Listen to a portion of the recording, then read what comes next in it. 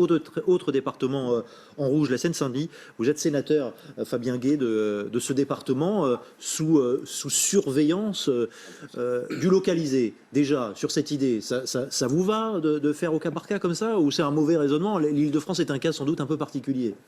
Non, mais je ne vais pas dire l'inverse de ce que j'ai dit depuis des mois, ou la semaine dernière, il y avait Madame Nataf. Évidemment, nous avons une situation en Seine-Saint-Denis.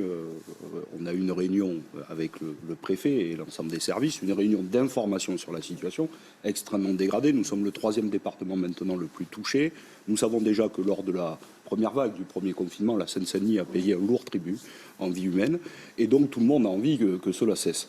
On a eu une information sur les cas. On est environ à 400 cas d'incidence, ce qui est extrêmement élevé. Sur le nombre de lits de réanimation disponibles, là aussi, extrêmement, il en reste peu. Et donc, y compris, je le dis, passer en réanimation, ce n'est pas anodin quand même.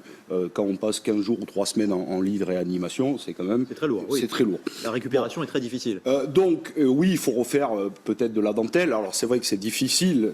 Et moi, je ne suis pas épidémiologiste ou médecin, donc c'est pas à moi de dire est-ce que le confinement, il est mieux à 18h ou 20h? Est-ce que le confinement le week-end? Moi, je pense qu'il y a une question politique qui est posée.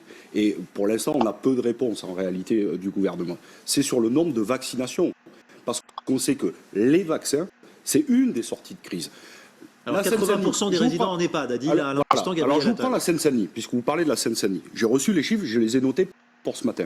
À ce matin, nous avons 1,7 million d'habitants en Seine-Saint-Denis. 38 000 personnes qui ont reçu la première dose. Et 18 000 ont reçu 2 doses.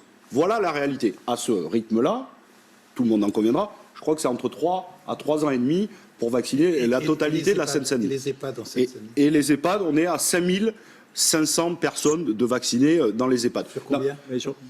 J'ai pas le chiffre, donc je me permets. Il y a une priorité, on le sait. Il y a une priorité sur les EHPAD. Comme je n'ai pas le chiffre, je ne peux pas. La mortalité globale est en baisse. Tout à fait, mais je veux dire, à ce rythme-là, si nous en restons à 40 000 vaccinés en 2 mois, ça va mettre du temps. Je finis sur ça. Nous prenons une accélération du nombre de vaccinations et du nombre de tests salivaires. C'est une sortie de crise. Et pour finir, et après j'arrêterai, nous avons un débat avec Madame Nataf depuis plusieurs semaines. Nous prenons au Parti communiste la levée des brevets. Nous disons, puisque c'est un bien commun, oui mais attendez, mais c'est ça qui est important. Comment nous allons sortir de cette crise et comment nous allons vacciner massivement? Nous avons un problème industriel, nous n'avons pas assez de doses. Nous disons la levée des brevets. Je finis par vous dire que le secrétaire général de l'ONU est d'accord avec nous. L'OMS est d'accord avec nous. Le seul problème, c'est un traité ADPIC qui a été signé en 1994 à l'OMC. Il faut lever ça. Il faut une initiative politique du président de la République pour lever cette question et ce brevet.